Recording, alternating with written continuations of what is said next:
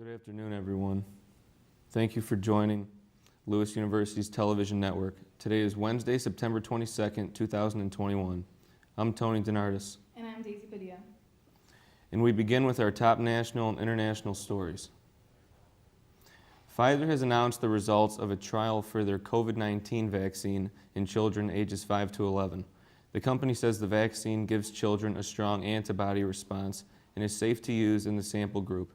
Pfizer says the side effects are similar to those of people ages 16 to 25 who got the same vaccine. The trial used a smaller dose that targeted safety and effectiveness in children. Doctors say the new vaccine could come out by the end of the year. On Tuesday morning, Canadian President Justin Trudeau won a third election. However, he'll be handling a minority government for the second time in 2 years. Trudeau told Canadians that he is pleased to continue governing, but also acknowledges that his elections haven't been popular. Some believe that calling a federal election in the middle of a pandemic was a gamble. This decision could cause a friction in the Liberal Party. South African Cape honeybees are the apparent culprits for the death of 66 endangered species of penguins in Simonstown last week. The penguins are native to South Africa and number about 55,000. That's down from over 1 million at the start of the 20th century. According to officials, there are no more reported deaths as of Monday, and they're monitoring the situation. On Sunday, Tropical Storm Peter and Rose became the latest tropical depression and intensification into the 16th and 17th tropical storm in Atlanta this season. Respectively and expectedly, both storms have since lost the status of tropical storms. However, a busy season can see another development as early as Thursday with the information of another storm that'll be named Sam. According to a FedEx company announcement on Monday, costs for shipping are going up. This trend will be seen throughout many global supply and demand chains, and it's typical during the busy holiday season. FedEx says it can expect this affect U.S. domestic shipping, U.S. imports, and U.S. exports. Coming up, next we'll take a look into leading local headlines. And later we have the latest entertainment news. Stay with us.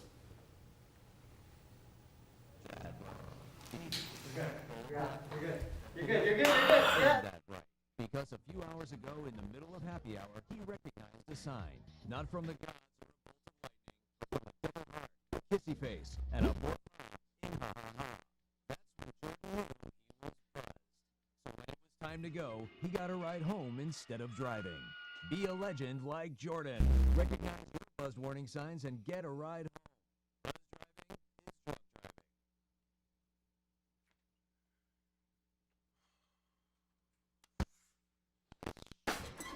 Buzz driving is drug driving.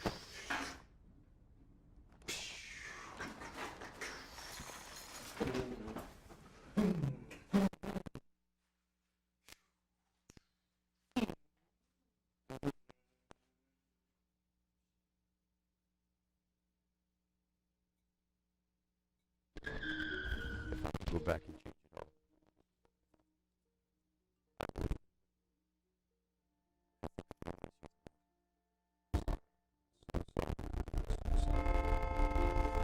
Maybe it's just a little moment. I could go back and change it all. If I could go back, I would. But I can't.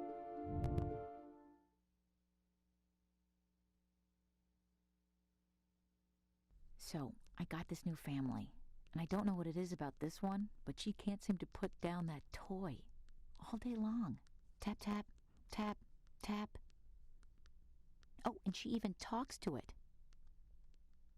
She talks to that more than she talks to him. What's up, bro? Nice shirt.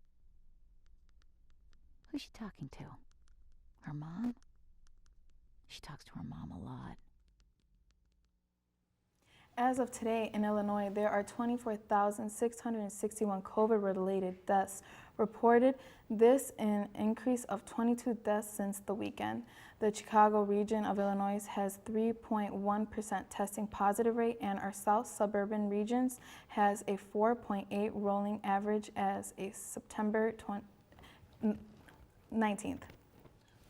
Rumors behind the Chicago Bears' announcement to possibly relocate from their lakefront home turf to the suburbs is being driven by information obtained by NPR.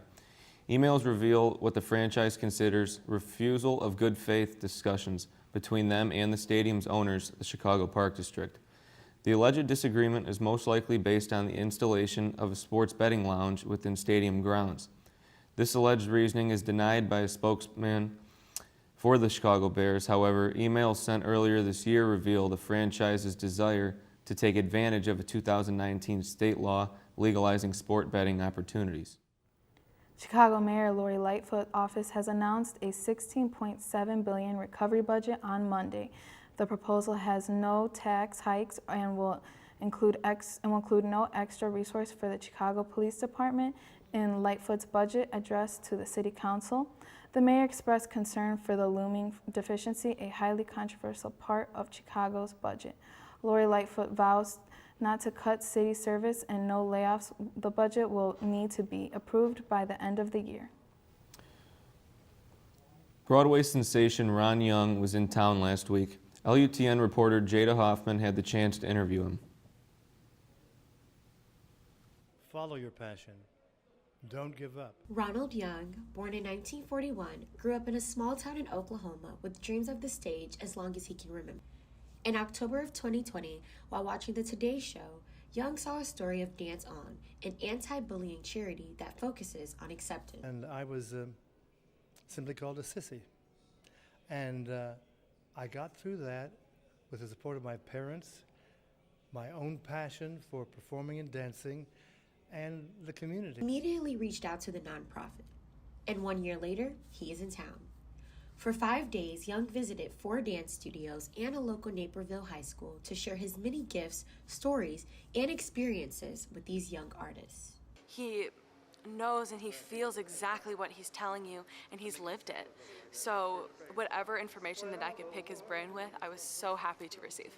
Mr. Young topped off his hat as the guest of honor at the 2nd annual Dance On charity golf outing, where he kicked off the event by singing the Star-Spangled Banner before he hit the links. And the rocket's red glare.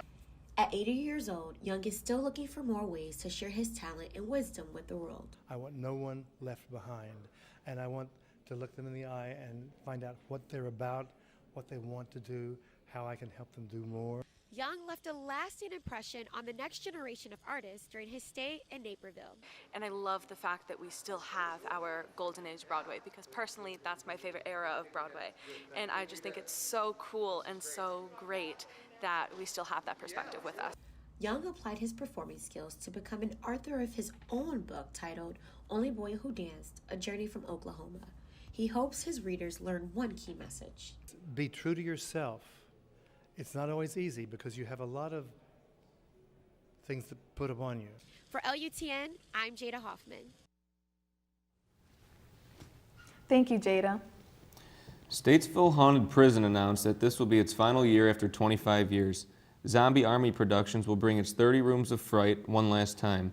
Statesville has been named the #1 haunted house in the United States many times throughout its tenure. Statesville will offer ticket deals and combo tickets on its social media platforms. The haunted house will run from October 1st through October 31st on Thursdays through Sundays. The hours for Thursday and Sunday will be 7 p.m. to 10 p.m., and Fridays and Saturdays will be 7 p.m. to 11 p.m.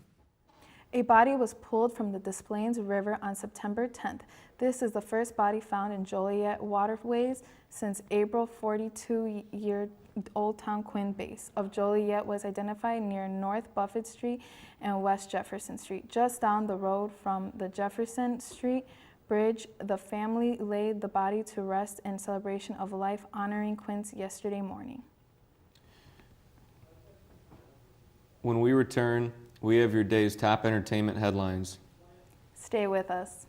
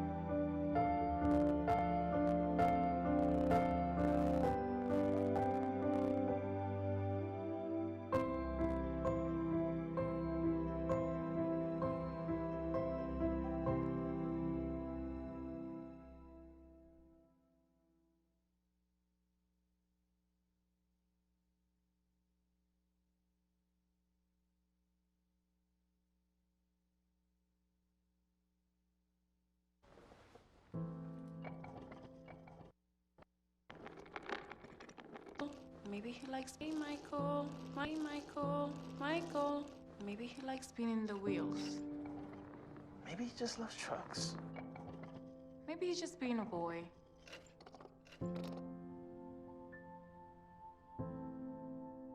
Preoccupation with objects is one early sign of autism.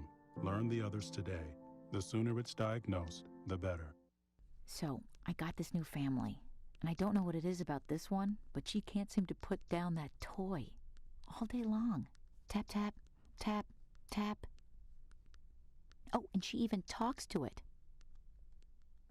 She talks to that more than she talks to him. What's up, bro? Nice shirt. Who's she talking to? Her mom? She talks to her mom a lot. The Bears won their home opener over the weekend in front of a packed house at Soldier Field. The Bears led the Bengals late in the third quarter and generated 4 straight takeaways, enabling them to widen the margin to 20-3, eventually winning the game 20-17. This game was redemption for the Bears defense, who failed to generate any takeaways the previous week in the season opener against the Rams. The 73rd Primetime Emmy Award kicked off in Los Angeles on Sunday afternoon. This event returns to in-person after being virtual last year. Emma Crone and Addie Bryant were among some stars who made some questionable wardrobe decisions for the event. Cronin wore custom muumuu complete with swimming cap among fingerless gloves and claw-like nails. Philippine boxing icon and Senator Manny Pacquiao will run for president in the 2022 elections. Pacquiao accepted the nomination of his PDP Laban party at its national convention on Sunday, saying that the Filipino people have been waiting for a change of government. Pacquiao is the president of the PDP Laban faction led by him and Senator Aquilino Coco Pimentel III. Actor A.J. Johnson, best known for his role in Friday, Menace to Society and The Player Club, has died. A spokesman announced the tragic death of the 55-year-old actor without disclosing the cause. Co-director and protagonist in the Friday franchise, Ice Cube, paid tribute to the naturally funny actor, expressing regret he won't be in the anticipated Last Friday. Beloved comedian Chris Rock has announced publicly he is COVID-19 positive on Twitter over the weekend. Rock encouraged his audience to get vaccinated, stressing the risk of serious illness. The actor has gone public before about getting vaccinated on The Jimmy Fallon Show, even joking about skipping the line because of his celebrity status. However, he told the public in his tweet, "Trust me, you don't want this." That's it for today's news. Thank you for watching. As a reminder, you can always keep up with Lewis News on Facebook, Twitter, Instagram, and by visiting our YouTube channel. I'm Daisy Badia. And I'm Tony Donardis. Have a great night.